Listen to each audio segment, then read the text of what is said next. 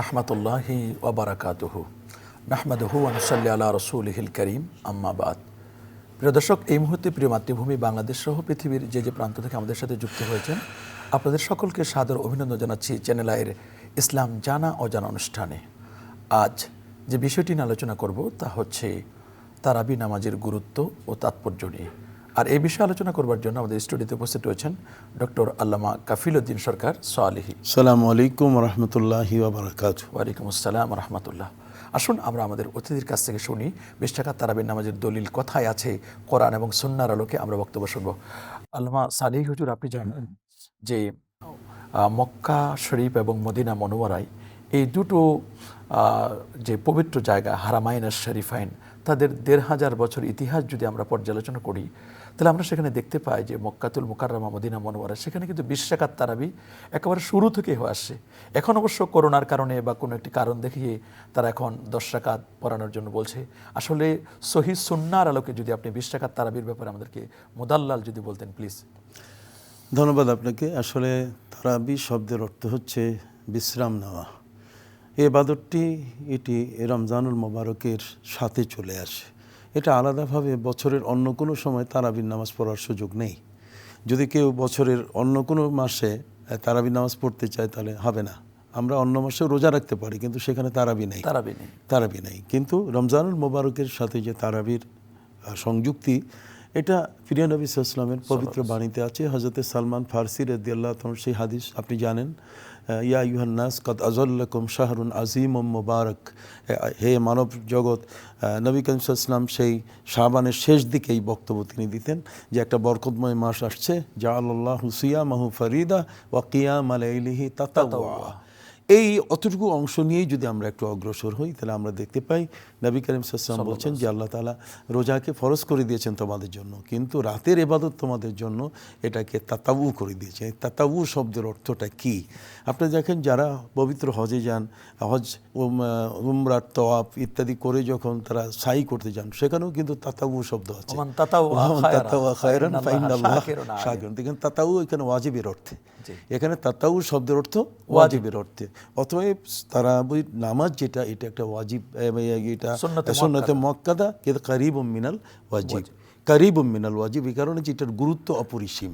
তো আমাদের প্রিয় নবী সাল্লাল্লাহু আলাইহি ওয়াসাল্লাম তাতাউ বলতে গেলে মূলত সুন্নতে মুআক্কাদার দিকেই তিনি ইঙ্গিত করেছেন।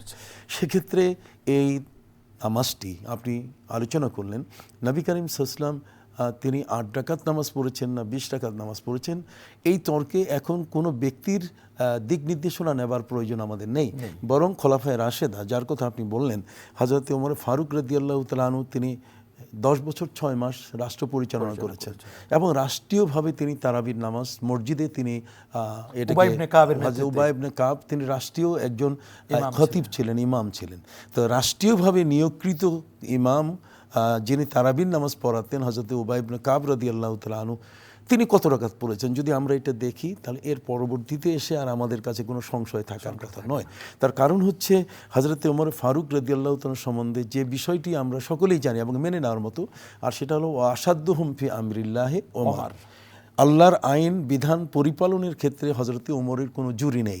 অপর দিক থেকে আল্লামা জালালউদ্দিন সুয়ুতী রহমতুল্লাহি আলাইহি তার তারিখুল খোলাফার মধ্যে প্রায় ২২ থেকে ২৩টি জায়গায় যে আল্লাহ তাআলা প্রিয় নবী সাল্লাল্লাহু আলাইহি ওয়াসাল্লামের উপর যে ওহী নাজিল করছেন, সে ওহীর ভাব যেটা কি আসতেছে ওহী, এটা হযরতে ওমরের সিনায় উদয় হয়ে যেত। তো যে ওমর এত বড় ইসলামের পথে যার জীবনকে তিনি উৎসর্গিত করলেন, ইবাদতের ক্ষেত্রে তিনি কখনো পিছপা ছিলেন না।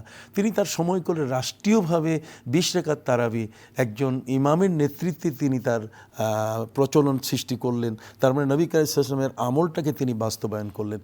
এর পরবর্তীতে এসে ১২০০ বছর পরে পৃথিবীর কোন প্রান্ত থেকে কে কোন কথা বলল সেটা আমাদের মান্য করার কিছু। তবে এখানে একটি কথা আছে যে আমাদের ভিতরে বিভ্রান্তির তো অভাব নেই। বিভ্রান্তি বলতে গেলে যারা আজকে বলে যে সহিহ বুখারীতে আছে কিনা, তো সহিহ বুখারী যদি মানা হয় তাহলে এমন কিছু ব্যক্তি আছে যারা ৮ রাকাত তারাবির পক্ষে, তারা ইমাম বুখারী প্রায় ৫৩টা ক্ষেত্রে তারা মতবিরোধ করেন, ইমাম বুখারীকে তারা মানে নেই না। তাহলে তাদের মূল উদ্দেশ্য কিন্তু ইমাম বুখারী নয়।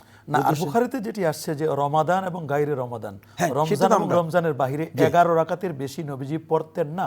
তো রমজানে তারাবি, কিন্তু রমজানের বাহিরে তো আর তারাবি না। হ্যাঁ, রমজানের ভিতরে, রমজানের বাইরে যদি যেটা আমরা ধরি সেটা হচ্ছে তাহাজ্জুদের নামাজ। আর তাহাজ্জুদের 8 নামাজ রাকাত যেটা তাহাজ্জুদ আর 3 রাকাত 3 রাকাত বিতরের নামাজ, তো এখানে তো কোনো অসুবিধার কিছু নাই। কিন্তু 20 রাকাত তারাবিকে এটার সাথে গুলিয়ে একত্রিত করে একটা বিভ্রান্তি সৃষ্টি করা এবং সাধারণ জনমনে এটার উপরে একটা প্রশ্ন তৈরি করা, আমি মনে করি আপনি যে কথাটি বলেছেন যে শয়তান চায় যে আমাদের এবাদতকে কমাই দিতে, তার মানে সেজদা কমে যাক। কিন্তু আমাদের এই আল্লাহর প্রিয় নবী সাল্লাল্লাহু আলাইহি ওয়াসাল্লাম তিনি জানেন যে আমাদের হায়াতের সংখ্যা অত্যন্ত কম। আমরা পৃথিবীতে আমাদের অবস্থান এত কম যে এর আগে বাবা আদম আলাইহিস সালাম 960 বছর বেঁচে ছিলেন, বিশাল প্রশস্ত জীবন। হযরতে নূহ নবী বেঁচে ছিলেন 1340 বছর। হযরতে যুলকারনাইন সম্বন্ধে জানা যায় যে প্রায় 1650 বছরে হায়াত পেয়েছেন। 1650 বছর কম নয়। আর কোরআনেতে আছেই ওয়া লাবিসু ফি কাহফিহিম সালাসামিয়াতিন সিনিনা ওয়াজদাদু তিসআ, আসহাবে কাহফকে 309 বছর আল্লাহ ঘুমাই রেখেছেন। তার অর্থ কি? তার অর্থ হলো যে দীর্ঘ হায়াতের এই মানুষগুলো দীর্ঘ সময় তারা ইবাদতের সুযোগ পেয়েছেন। কিন্তু নবী করিম সাল্লাল্লাহু আলাইহি ওয়াসাল্লামকে দেখানো হলো যে তার উম্মতের বয়স মা বাইনা 60 ওয়া 70, তার মানে 60 এবং 70-এর মাঝামাঝি। তো 60 এবং 70-এর মাঝামাঝি এই উম্মতের বয়সের উপরে ভিত্তি করে নবীজি মন খারাপ করায় আল্লাহ তাআলা তাকে কদরের রাত দিয়ে দিলেন, যাতে এই অল্প সময়ের মধ্যে দীর্ঘ হায়াতের ইবাদতটার সাপোর্ট যেন চলে আসে, যেটা খায়রু আমি আলফে সাহার। তো কাজেই সেক্ষেত্রে এখানেও কিন্তু আমরা দেখতে পাচ্ছি যদি কেউ সাধারণভাবে একটু সহি শুদ্ধ মানসিকতা নিয়ে চিন্তা ভাবনা করেন, তাহলে কদরের এই যে রাতের ইবাদতটা হাজার মাসের চেয়ে উত্তম। এটা স্পেশালি উম্মতে মুহাম্মদীর জন্য আল্লাহর পক্ষ থেকে একটা উপহার। এবং আমি আরেকটা বিষয় আপনার কাছে জানতে চাই, এই যে তারাবির নামাজ, এটা কি সূরা তারাবি পড়বো নাকি খতম তারাবি পড়বো, কি বলবেন আপনি? দেখুন, সূরা তারাবি পড়ার মানুষের সংখ্যা আমাদের গ্রামগঞ্জে কিছু আছে, কিন্তু আসলে খতমে তারাবি সম্পর্কে যেটা হাদিসে পাওয়া যায় যে সাহাবা একরামের মধ্যে কেউ এমন আছেন যে 200 আয়াতের তেলাওয়াত হতো, হ্যাঁ, এবং তারা ওই সময় লাঠির উপরে ভর করে দিয়ে তারপরে তারা কিন্তু দাঁড়িয়ে দাঁড়িয়ে তারাবির নামাজ পড়তেন। তো সেক্ষেত্রে তারাবির নামাজ পড়াটা সুন্নতে মুআক্কাদা, সেটা পুরুষ অথবা মহিলা যেখানে যে অবস্থানে হোক না কেন। কিন্তু যদি কেউ মনে করেন যে এখানে তিনি তার সুবিধা হবে, তার শারীরিক সুস্থতা অথবা অসুস্থতা এটার উপর ভিত্তি করে ডিপেন্ড করবে, আমরা মনে করি খতমে কোরআন, যেহেতু কোরআন নাজিলের মাস, সেক্ষেত্রে মসজিদে গিয়ে একজন ব্যক্তি অন্ততপক্ষে তারাবির নামাজটা যদি আদায় করেন, তাহলে অন্তত খতমে কোরআনের একটা বিশাল সওয়াব তার আমলনামায় চলে আসলো। কারণ একটা নফল তো একটা ফরজের সমান। কেউ যদি সূরা তারাবি পড়ে, তাহলে কোন সূরা থেকে শুরু করবেন তিনি? দেখুন, এখানে সূরা তারাবি থেকে শুরু করার ক্ষেত্রে কেউ তো বলেছেন যে শেষের যে 10টি সূরা, বিশেষ করে আলাম তারা থেকে নিয়ে প্রথম একবার পড়বে, তারপর দ্বিতীয় আরেকবার পড়বে, রিপিট করবে, এটাই সহজ। আর এরপরে কেউ কেউ বলছেন ওয়াদ-দোহা থেকে শুরু করবে, নাস পর্যন্ত শুরু করবে, কেউ এটাও বলেছেন। কিন্তু আমি মনে করি যে না, অত কঠিন জটিলে যাওয়ার কোনো প্রয়োজন নেই, যেহেতু ওয়াদ-দোহা থেকে সূরা নাস পর্যন্ত আমরা এমন ব্যক্তিও আছি কেউ কেউ যে এটা মুখস্থ নাই। তো তাতে সূরা ফিল থেকে একেবারে সূরা নাস পর্যন্ত গয়রহ একেবারে সব ধরনের মানুষই কিন্তু পুরুষ নারী এটা কিন্তু তারা পড়তে পারেন। তো কাজেই সেক্ষেত্রে ছাড়া যাবে না, তারাবি 20 টাকা ছাড়া যাবে না। কোরআনের খতম না করে 20 টাকার তারাবির গুরুত্ব বেশি দিতে হবে। খতমে কোরআন দিনের বেলাও করা যাবে, কিন্তু তারাবির নামাজটা তো সুন্নতে মুআক্কাদা, সবাইকে পড়তে হবে।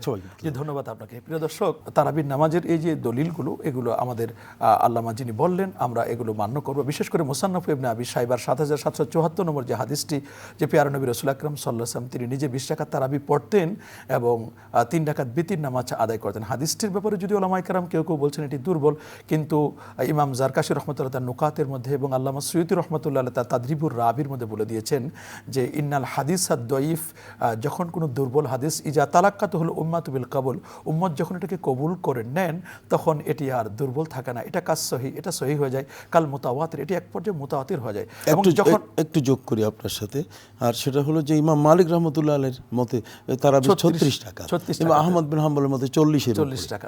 আমরা 20 টাকা তারাবির নামাজ আদায় করে আমাদের জীবনকে ধন্য করব, মাহে রমাদানের নিয়ামতগুলো আমরা লুফে নেওয়ার চেষ্টা করব। আল্লাহ আমাদের সবাইকে কবুল করুন। আজ পর্যন্তই। আসসালামু আলাইকুম ওয়া রাহমাতুল্লাহি ওয়া বারাকাতুহু।